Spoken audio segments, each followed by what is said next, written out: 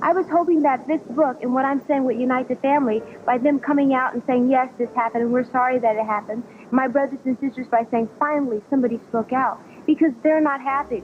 Whether they say they are or not, they're not happy. And they have all approached me at different times, and they've cried, and they've said, I'm terribly afraid of my father. It's a shame, but I can't stand to be in the same room with him. And they would always refer to him as, I hate him, I hate him. He used to play this game with me all the time. And say, Latoya, tell me the truth. If Joseph died, would you care? Would you cry? And I would say, why would you say that, would you? He goes, you answer first. I go, no, you answer. He says, no, I could care less. I wouldn't cry. I wouldn't miss him at all. His book, Moonwalk, really didn't scratch the surface that you've really dug up.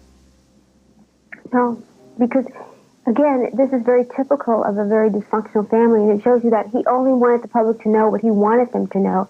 Michael will only tell you what he wants you to know, and the rest of the family will too. But it's not as sweet and apple pie-ish as they say. It's not the life that people think it is. It's very sad, and the only reason I'm speaking out is to let people know that it's okay to speak out and say that this family is dysfunctional, or what we've done was wrong, what my parents did to us was wrong. The thoughts of suicide, did you have them or all of your siblings? I can't say all of my siblings had them, but a lot of them did. Yes, they did have them. They tried to commit suicide. They've spoken about it.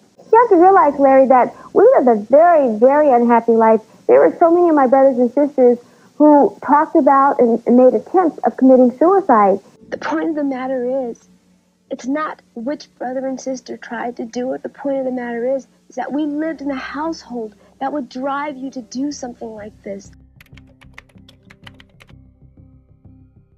My parents laid down certain rules, and one of those rules, of course, were you were not to leave home unless you were married, and of course I wasn't married, and they felt that I belonged at home. You have to remember, we were raised very secludedly. My parents really kept a tab on everything we did. They would never really allow anyone to come really near us. Why did you wait so long to get out of the house, Latoya?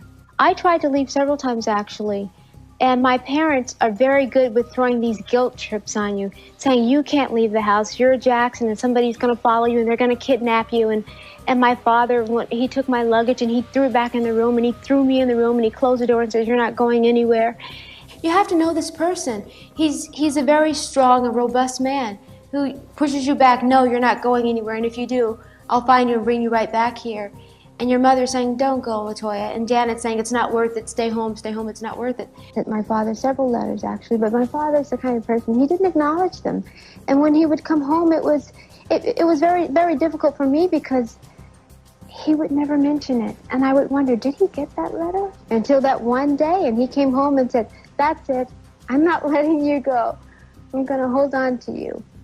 But it got to the point where I felt that it's my life, and I'm growing up, and I need to experience, and I need to kind of wet my feet a little bit. Why did you marry your husband? Because I had to. Why? Because my parents had kidnap attempts out after me, which I didn't believe. And the only way that I could protect myself is to have the last name Gordon. And I was performing one night, and the minute I got off the stage, my manager said, come with me, and I said, where? He says, I'm going to marry you. I said, you can't marry me. I don't even like you. He says, but you must marry me. He says, I have to protect you. The only thing you can do now is marry me, and your name will become Gordon, and you'll be my wife, and they can no longer say that or do that to you. There's been 2 major kidnap attempts on Latoya that were stopped, that were paid and financed by Michael Jackson. And I find it very ironic that my parents, who hate Mr. Gordon, and they didn't want this to happen, but they pushed us into a marriage that we didn't want, that I didn't want. Still, you posed for the Playboy. Was that a way to punish your parents, or to say, now I'm grown up and I do whatever I want to do? It was a way to show them that this is my independence, and I do what I choose and what I will.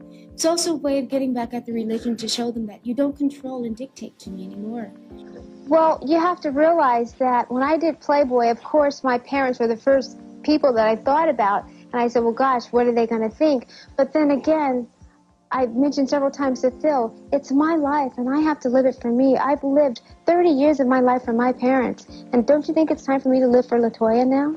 Has the family generally been supportive here?